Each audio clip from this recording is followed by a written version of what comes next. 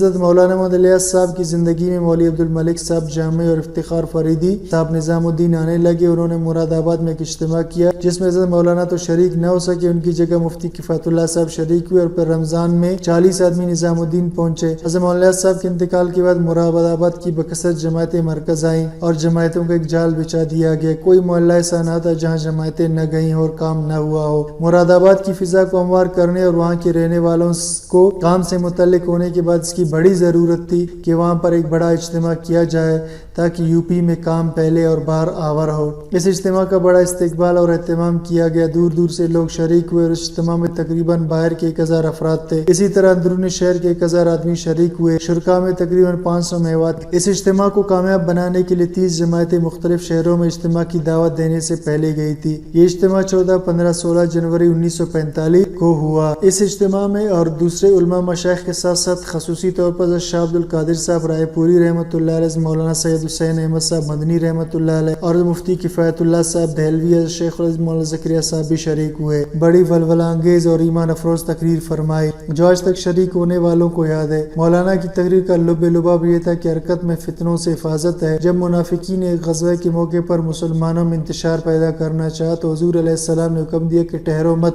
آگے بڑھتے رہو اور چلتے رہو. پھر اس سلسلے میں مثالیں دی اور واقعات سنائے اور دین کے لیے جدوجہد، ایثار و قربانی، ترک وطن پر بڑی مؤثر تقریر فرمائی. فجر کی نماز کے بعد مولانا نے تقریر شروع فرمائی اور حسب معمول تقریر میں کلیجہ نکال کر رکھ دیا. اس کے بعد اوقات کا مطالبہ شروع ہوا. بہت ہی کم نام آئے. حد یہ ہے کہ بجنور، چاندپور اور رامپور جیسے بالکل قریبی مقامات کے لیے 10 آدمیوں کی جماعتیں بھی نہیں بن سکی. مولانا محمد منظور نعمانی جو اس اجتماع میں شریک تھے بلکہ پیشتے فرماتے ہیں، ہم کئی آدمیوں کو ترغیب دے رہے تھے اور پورا زور لگا رہے تھے لیکن ناموں میں اضافہ بالکل نہیں ہو رہا تھا. مولانا یوسف صاحب جو تقریر فرمانے کے بعد مسجد کے اندرونی محراب میں تشریف فرماتے، لوگوں کی سرد مہری دیکھ کر ان کو جلال آ گیا. یکدم اٹھ کر تشریف لائے اور مائکروفون میرے ہاتھ سے لے کر فرمانا شروع کیا، آج تم بجنور، چاندپور اور رامپور جیسے قریبی مقامات کے لیے اور صرف 3 دن کے لیے وقت دینے کے لیے تیار نہیں ہو رہے ہو. ایک وقت آئے گا جب تم شام جاؤ گے، مصر جاؤ گے، عراق جاؤ گے، لیکن اس وقت کام کا عام رواج ہو چکا ہوگا،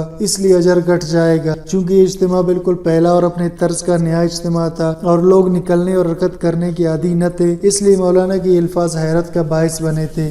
میرا خام اور ظواہر کا اسیر ذہن چونکہ ماحول سے اثر لینے کا عادی ہے، اس لیے مولانا کی شام، عراق اور مصر جانے والی بات کا مجھ پر کچھ اثر نہ پڑا. میں محسوس کر رہا تھا کہ جب لوگوں کا یہ حال ہے کہ چاندپور اور رامپور کے لیے نہیں تیار ہو رہے ہیں تو اس حالت میں شام، عراق اور مصر جانے والی بات بہت بے موقع ہے. مگر اللہ کی شان، تھوڑی دنوں کے بعد مولانا کی یہ بات آنکھوں کے سامنے آ گئی اور ان ممالک عربیہ میں غالباً پہلی جماعت مراد آباد ہی کی گئی. مراد آباد کے اس بڑے اجتماع سے مقامی اور بیرونی کام کو بڑی تقویت پہنچی. اس سے پشاور کو جماعت نکلی. اتنی بڑی جماعت اس سے پہلے اتنی دور کے لیے نہیں نکلی تھی. مولانا یوسف صاحب سہارنپور تک جماعت کے ساتھ تشریف لے گئے اور اس کے آگے مولانا محمد منظور نعمانی جماعت کے ہمراہ پشاور تک تشریف لے گئے. اس جماعت نے ریلوں پر گشت کیے، جہاں جہاں قیام کیا وہاں گشت اور اجتماع کیے. خصوصاً سہارنپور میں جامع مسجد میں بہت بڑا اجتماع ہوا جس میں مولانا عبدالحق مدنی نے تقریر کی اور مدرسہ مظاہر العلوم سہارنپور کی مسجد میں ایک بڑے اجتماع میں مولانا یوسف صاحب نے بڑی پرجوش تقریر فرمائی.